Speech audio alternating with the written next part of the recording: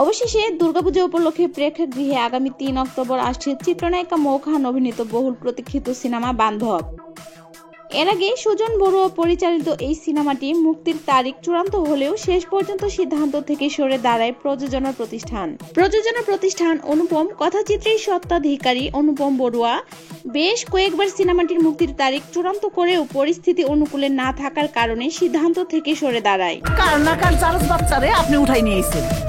এখন সিনেমা মুক্তির উপযুক্ত সময় এসেছে।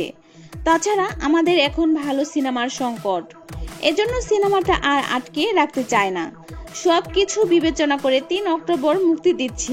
বাচ্চা কখনো জারজ হয় না, জারজ যদি হইতে হয় তাহলে তার বাবা মা। সিনেমাটি নিয়ে আশাবাদী মৌ খান। তিনি বলেন, এই সিনেমায় নিজেকে নতুন করে আবিষ্কার করেছি। এবারই প্রথম নিজেকে নায়িকা না ভেবে একজন অভিনেত্রী ভেবে কাজ করেছি। আমার জন্য পুরো জার্নিটা চ্যালেঞ্জিং ছিল। আমি নিজে অপেক্ষায় ছিলাম কবে মুক্তি পাবে। অবশেষে মুক্তি পাচ্ছে। আশা করি সিনেমাটি দর্শকরা পছন্দ করবেন। ময়লা আবর্জনায় ভরা ডাস্টবিন থেকে কুড়িয়ে পাওয়া একটি জন্ম পরিচয়হীন শিশুর জীবনের গল্প উঠে এসেছে বান্ধব সিনেমায়। মৌ খান ছাড়া আরো অভিনয় করেছেন গাজী রাকায়াত, জয়রাজ, সুমিত সেনগুপ্ত, হাবিব খান প্রমুখ। বান্ধবীর 5টি গান রয়েছে, যার মধ্যে 4টি লিখেছেন সুদীপ কুমার দীপ এবং অন্যটি লিখেছেন মুন্সি ওয়াদুদ।